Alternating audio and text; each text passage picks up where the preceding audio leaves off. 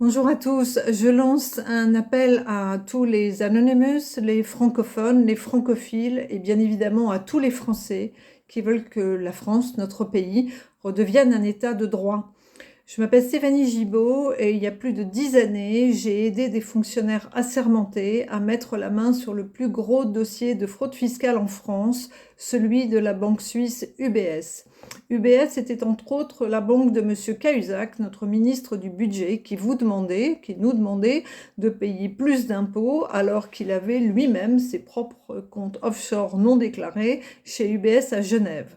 Ces comptes étaient alimentés par des rétrocommissions du laboratoire Pfizer et ont aidé à financer des partis politiques. Défendu à l'époque par l'avocat Éric Dupond-Moretti, M. Cahuzac revient, 10 ans plus tard, sur ses terres électorales, probablement pour un futur retour en politique. L'État français pour lequel j'ai travaillé, pour lequel j'ai collaboré à rapatrier donc ces comptes offshore, a toujours refusé de rétribuer mon travail alors que des textes de loi le permettent. De procès en procès, j'attends maintenant un énième jugement en cassation, puis ensuite en cour d'appel pour 2027, donc dans plus de 3 ans, alors que le dossier dure depuis plus de 12 ans.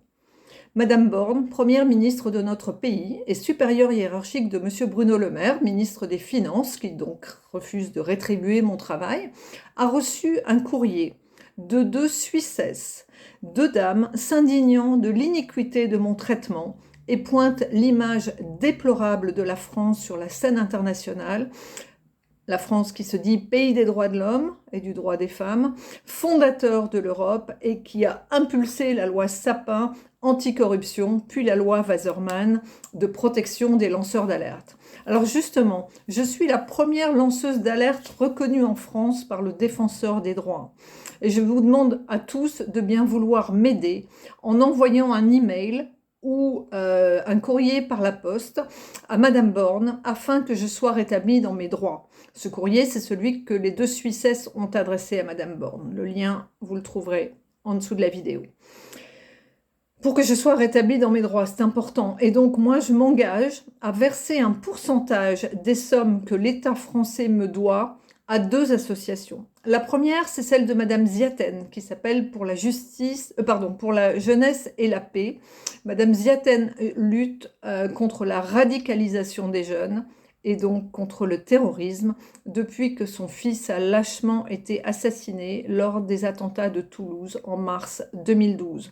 L'autre association, c'est celle de Carl Zéro, qui s'appelle Justice pour l'enfance, qui lutte contre la pédocriminalité et les persécutions subies par les enfants. Certaines personnes m'ont demandé de faire une cagnotte pour y contribuer. J'ai trouvé ça très sympathique, mais c'est pas à vous, contribuables, de me donner de l'argent. Vous payez déjà bien assez comme ça. C'est à notre État d'être à la hauteur des enjeux. Et c'est pour notre État que j'ai travaillé, donc pour vous tous. En faisant en sorte que je sois, moi, rétablie dans mes droits, mon dossier ouvrira la voie pour que les autres personnes qui sont spoliées par l'État soient rétablies, elles aussi, dans leurs droits. Je soutiendrai bien évidemment et bien entendu toutes leurs actions. À l'heure où en France, les Restos du Cœur ont fourni 171 millions de repas l'an dernier, ils enregistrent aujourd'hui une augmentation de 20% de demandes qui viennent de retraités, de familles monoparentales et de citoyens dont 39% sont des mineurs. À l'heure où 2000 enfants dorment dehors en France, à l'heure où la pédocriminalité est un sujet qui doit tous nous mobiliser, à l'heure où le terrorisme continue à frapper, à l'heure où l'hôpital est en danger, à l'heure où l'école est en danger également.